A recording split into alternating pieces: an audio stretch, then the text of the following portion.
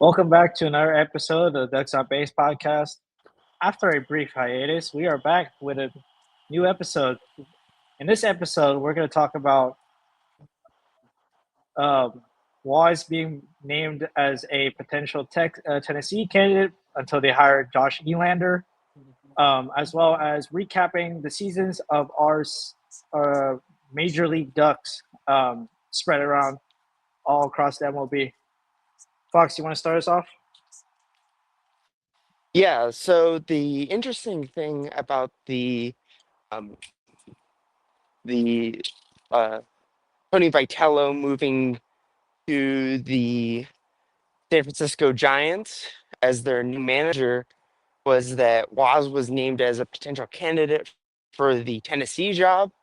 Um, that did not happen. They hired the predicted candidate Elander, but it was interesting seeing Waz once again being named as a top candidate for an SEC job. I personally think it's not likely that he will ever leave for an SEC job, at least in the short term, as I believe that he's pretty locked in with staying for the Ducks as the Ducks become one of the top four powerhouses on the West Coast, including Oregon State, USC, and UCLA as top baseball powerhouses that are expected to be good every year. What do you think, Kenny? Yeah, obviously, this is not the first go around for Ducks fans, and a coach being named in a potential opening. Um, Obviously, those that follow football have heard this cycle over and over. I did not think he was leaving whatsoever.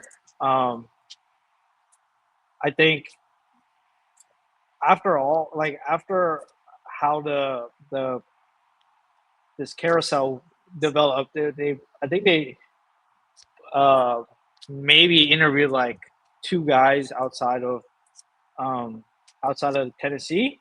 One of them being Coastal Carolina's head coach Kevin Schnall, which was reported by Kendall Rogers and a few reliable sources. Definitely was interesting to see Waz named among other coaches like East Carolina's Cliff Godwin, as mentioned, Coastal Carolina's Kevin Schnall, Alabama's Rob Vaughn. So were some of the other names that were mentioned in this initial article that came out right after Tony Vitello got hired by the San Francisco Giants. Um, but yeah, I agree. I think he's pretty locked in with in helping Oregon sustain the success that uh, these last few years since he's taken over the program. Yeah, and it didn't really make sense overall for any head coach really to leave their programs to go to Tennessee, even though Tennessee is definitely one of the top jobs.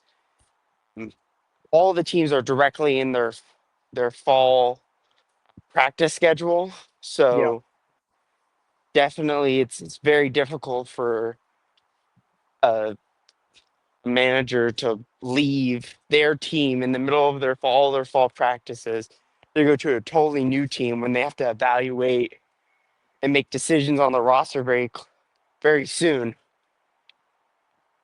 yeah, and it's like a lot of these guys, like looking at it from the player's perspective, a lot of these guys that would like hypothetically if they had brought in a new outside voice, a lot of these guys if they decided to leave, they would not be able to play um, in the 2026 season per NCAA rules, with the exception of grad transfers.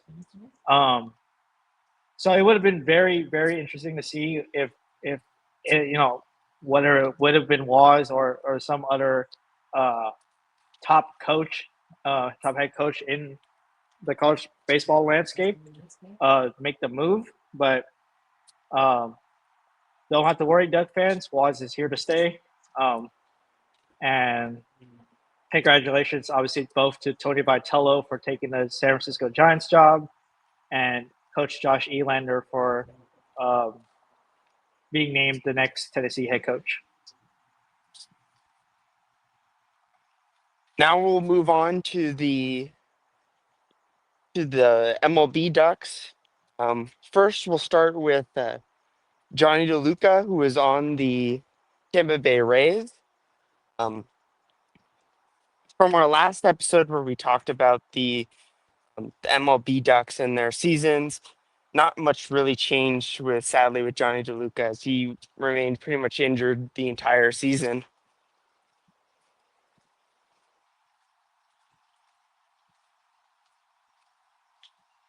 Yeah, I think I expect a bounce back year from Johnny DeLuca as he recovers from his injury headed into the spring, and I'm sure he'll have a bounce back year for the Tampa Bay Rays. Yeah, Johnny DeLuca was definitely one of the more productive members of the Tampa Bay's lineup when he was in the season. As you see, he as his stats over the year were he had a 333 average, but and a .6 WAR on 57 at bats, which I mean it was a if you could consider like uh like a few weeks of the season as productive, then you could definitely say that he definitely did contribute, but it wasn't at the capability that the Rays wanted. Yeah, I think he'll definitely be able to compete in the for the center field job going into next year as the Rays continue their rebound after losing a lot of their team to trades and regression over the time. But anyone who partakes in that Rays organization definitely has a shot of being a solid contributor for years to come. oh yeah, absolutely. Looks like he'll be back on the Tampa Bay Rays next year, as he will be entering uh, arbitration. It looks like, um, so he'll definitely. Um, Weird to say, but I think he'll be a veteran presence on a still relatively young Rays team going into 2026. The next his teammate Garrett Clevenger, who was also on the Rays. Um, he had a pretty good season, recording a 1.9 WAR.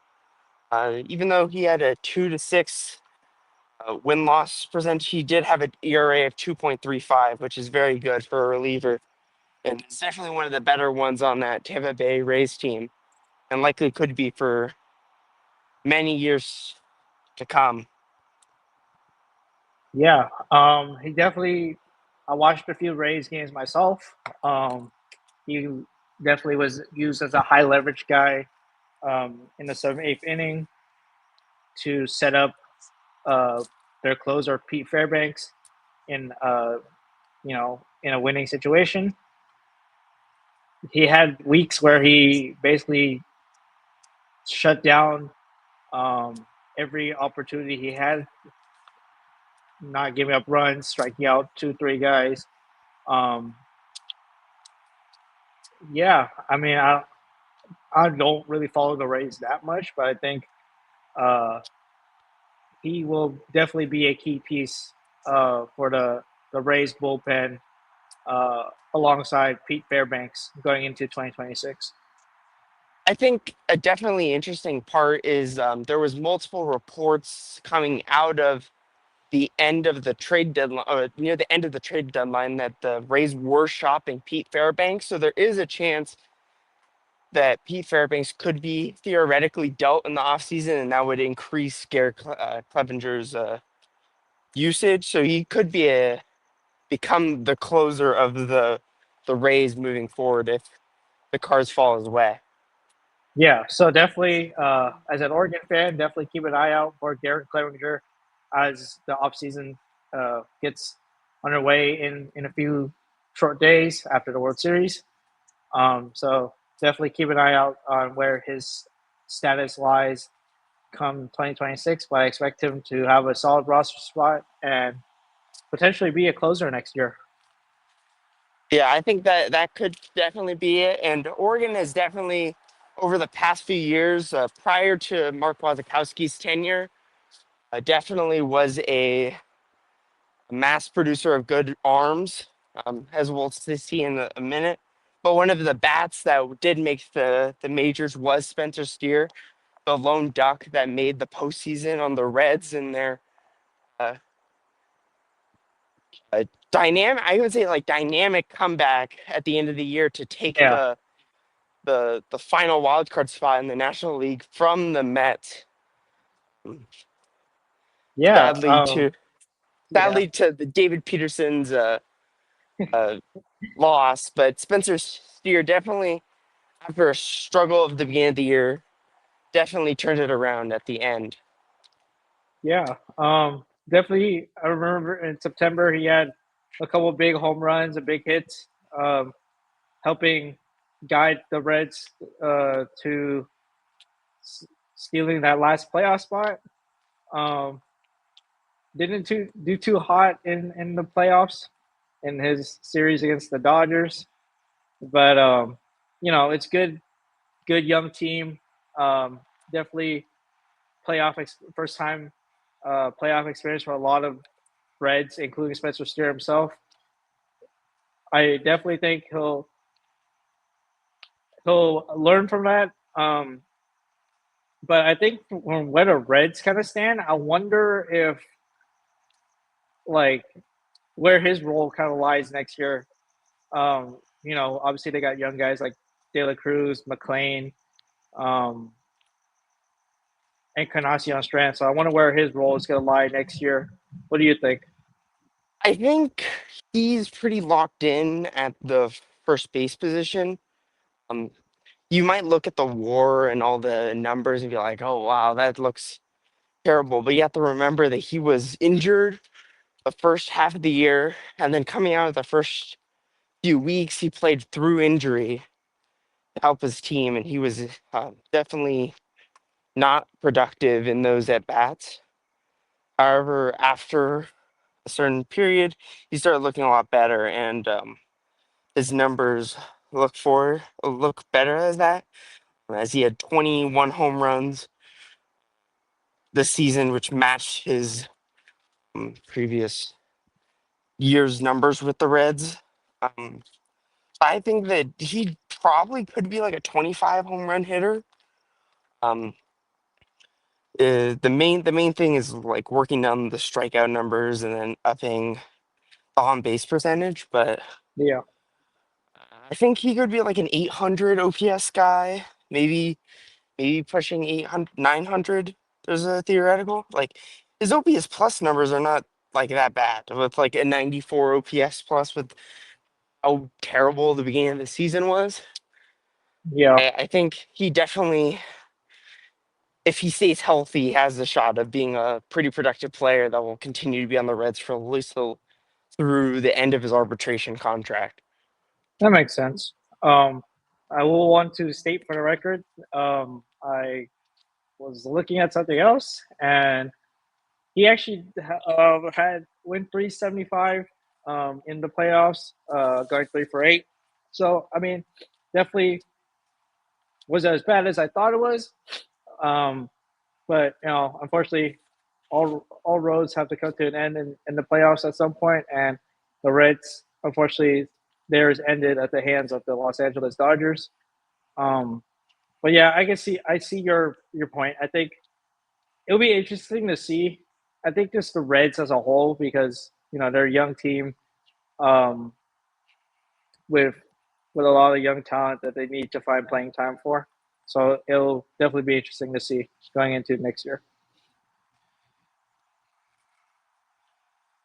The next guy we'll talk about is Tyler Anderson on the Los Angeles Angels. Uh, hey Kenny, what as a self-proclaimed Angels enjoyer, what what what is your thoughts on Tyler Anderson's season?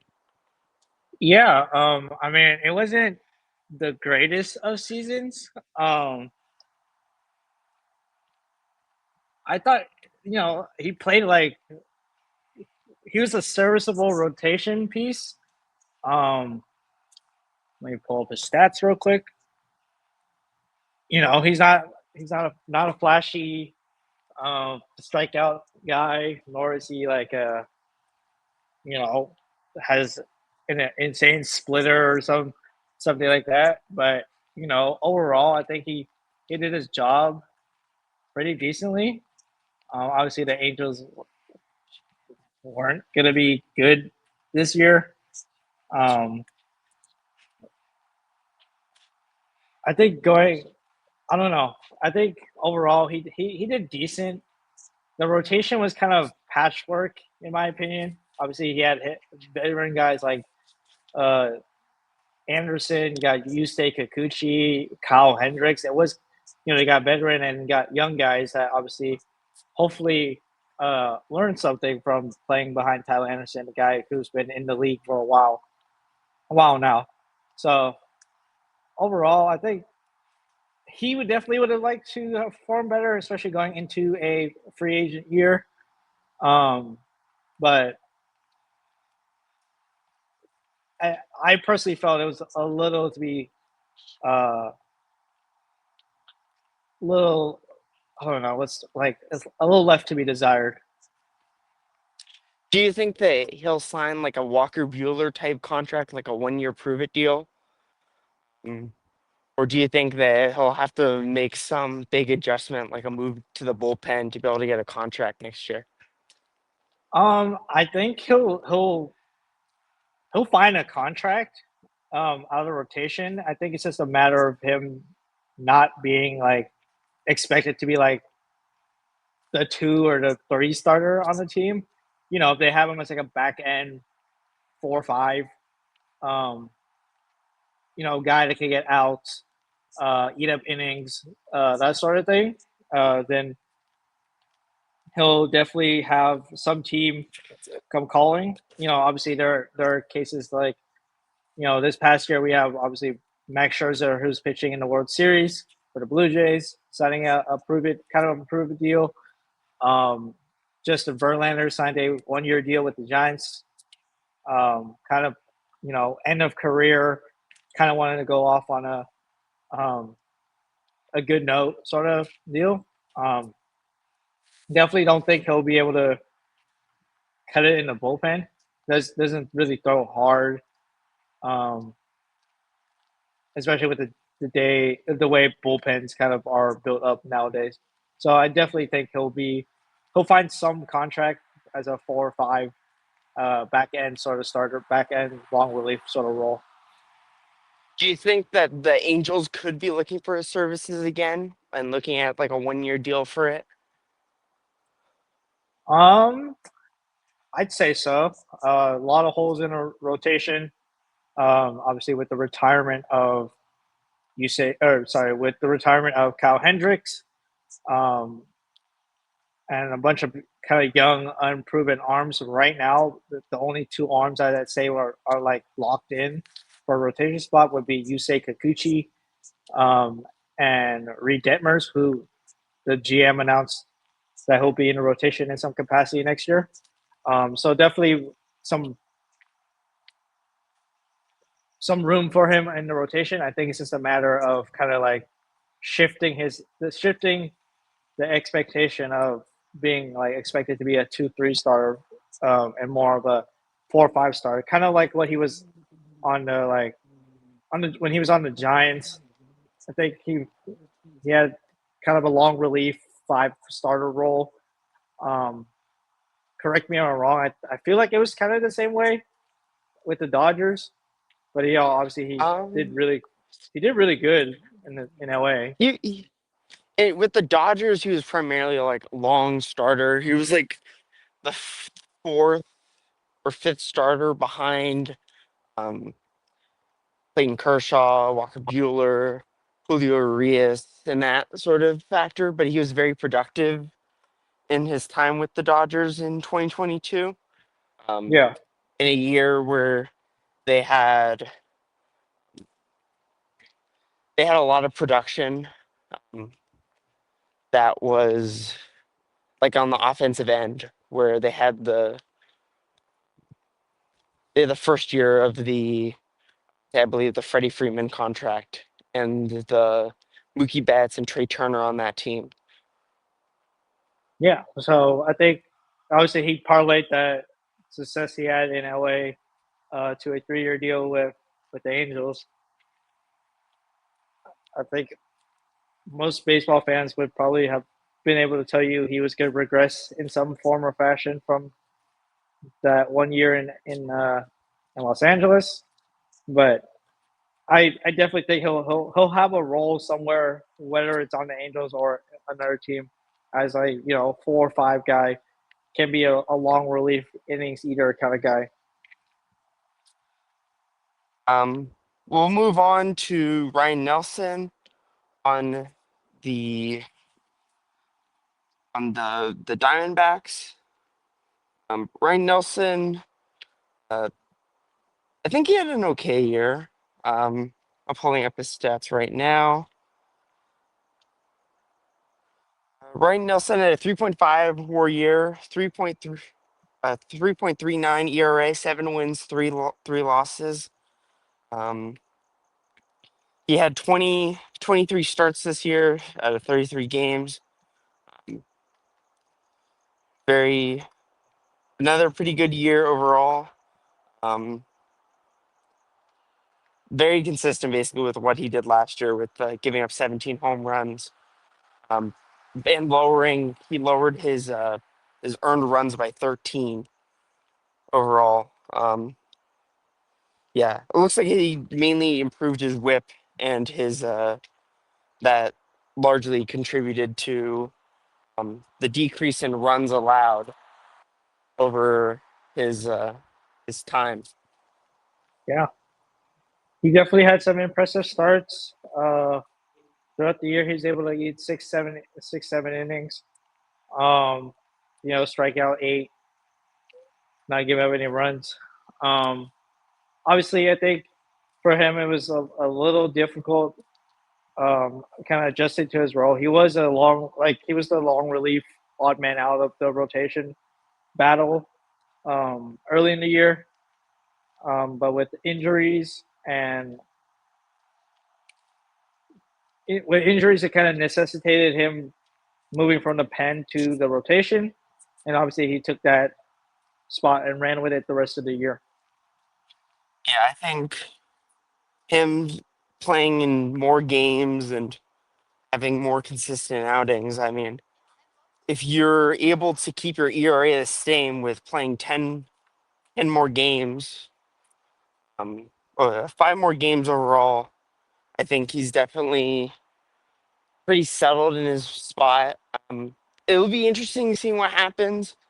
Corbin Burns, as I expect, is probably going to return sometime next year, Mm-hmm. following his UCL tear very early on to the season, which kind of tanked the Diamondbacks' hope of making the postseason this year. Um, Yeah, but but overall, I think he was productive, had a good shot of um, repeating his success going into next year, and so we'll see what happens. yeah, he'll definitely. I feel like he'll be a front runner for a rotation spot. I don't know how their rotation looks like beyond uh, the return of Corbin Burns. I know they have Jordan Montgomery. They had Jordan Montgomery this year. Um,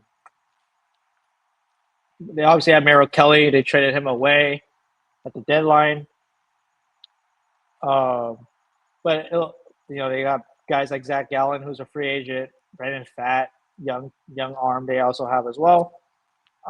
So it'll definitely be interesting to see where his role goes into next year. Obviously, I think it's always a battle for a rotation spot in the big leagues. Um, well, just follow along and see what adjustments he makes this offseason, and we'll be able to see what he does come spring training. Um, we'll move to Peterson, the last major duck in the majors. He had a 1.4 WAR this season with a 4.22 ERA, um, with 9 wins, 6 losses. I He looked like a very good player. Like coming right out of the break, he pitched a complete game shutout. Yeah. Um, uh, the uh, the big the big issue I believe this season with him is that he had a way higher workload, as he Yes. was kind of the only Mets starting pitcher that kind of stayed standing throughout that season, where Yeah. they lost basically every single major starting pitcher that they could.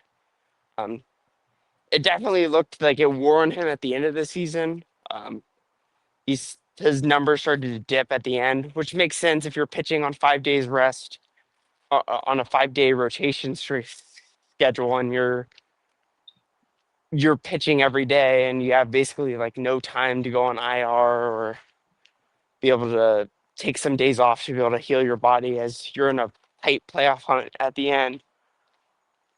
Yeah. Um, yeah, I agree. Fatigue definitely set in. I think his like just watching his last few starts, I think his velo was down, which obviously correlates to fatigue in a sense. Um, but overall, he had a what I thought was a spectacular season. Um, most I think most people thought he was gonna be like a 4 or 5 back end guy. But obviously by the end, like Fox said, he was basically it's basically him and Clay Holmes were the last two starting rotation guys that they started the year with. Um, and it's hard to rest, like skip a start, push back a start, that sort of thing, especially when you're competing in a postseason race. Um, Unfortunately for the Mets, they did not make the playoffs, but I think David Peterson is able to take this and go into next year with a pretty good opportunity to have a meaningful um, contribution to the 2026 New York Mets. Yeah, thinking about it, like they have some like really prominent rookies going into this next season. Um, the name goes. I think it's like Ben Sporat. I think might be. Brandon Spora, yeah, Brandon Spora. Yeah, I think he was the guy that looked really good at the end of the year for the Mets when he got Yeah, called up. yep. They also had young talent like no Jonah Tong, as well as Nolan McLean, two guys that they called up late in the year alongside Brendan Sproat, to basically fill in the injuries that kind of ravaged their rotation. So Yeah, I think they have the makings of a good rotation. I think now that David Peterson has that increased work, like now he knows how to prepare for um, an increased workload. Um, but it'll definitely be interesting to see what the Mets do in the offseason to kind of like shore up that rotation and build some depth. yeah. I believe David Peterson's in arbitration right now, so I Yes. think the increased workload may increase his value. What sucks for him primarily is that he lost like a lot of the good stats he had because of his slide at the end of the year. Yeah. But I think there's a chance that he could get a pretty good arbitration payout right before he ends. Yeah. Definitely. He'll definitely get a raise. I think at the end of the day, it'll boil down to can he be complemented with guys that can stay healthy and kind of obviously not tax the bullpen as much. Their bullpen was obviously taxed by the end of the year, um, but I think just giving him a role and him being able to stick to it instead of having to move from like a 4 to now you're being a 2, asked to be like a 1-2. Obviously there was at one point or another he was so good, so dominant that he was mentioned in you know dark horse Cy Young candidate. Um, so definitely a good season overall for David Peterson.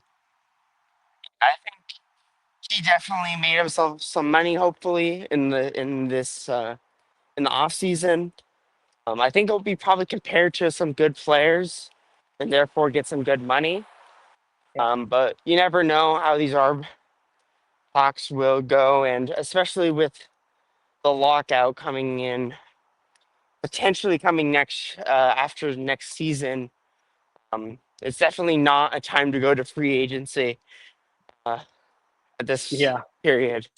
yeah. So an option obviously is to for Peterson and his agents to negotiate like a contract that will eat his last arbitration year and obviously give him a raise, but also give him some security as obviously they go into a potential lockout at the end of the 2026 season. Um, but yeah, definitely based on the way he performed this year, definitely earned himself a raise going into 2026. Um, so that's all the Ducks players that we could see this season. What was your thought overall on this group? Overall, I thought they they did pretty good. Obviously, Oregon alum class in MLB is smaller compared to schools like LSU, UCLA, Oregon State, things of that nature. But definitely, small group of guys able to prove that Oregon can develop some uh, baseball talent, and definitely puts us on the map for 2026 and forward, especially in the past few years where we sent multiple guys each draft for the past 3-4 years. Um, so I think overall they did good. David Peterson was one that stuck out to me the most. I think he just mowed guys down for a stretch after the All Star break. He obviously was able to earn his an All Star appearance this year as well. So definitely some uh, up and coming talent for uh, Oregon alums from the 2025 season. Yeah, I'll definitely when we go discuss the MILB or the minor league talents, you'll definitely see that Oregon likely will have a good chunk of like maybe 5 or 6 guys coming up in at least probably 2027 is probably the most likely that you'll see the huge boon in Oregon talent in MLB, but 2026 could potentially be. It depends on injuries and all of the weird and interesting stuff that happens in the MLB. So Yeah, mm, it's definitely a good time to be an Oregon Ducks MLB fan, and it's likely that you'll see some more guys coming up soon. yeah, for sure. And with that being said, our next episode will be talking about our minor league Ducks. So definitely stay tuned for the next episode. Um, as always, follow us on Twitter and Instagram for content throughout the off season, as well as um, additional bonus content that we might not touch on in the episodes. Make sure to also follow, like, and subscribe on YouTube and Spotify, wherever you get your podcasts. And we'll see you guys back here for the next episode.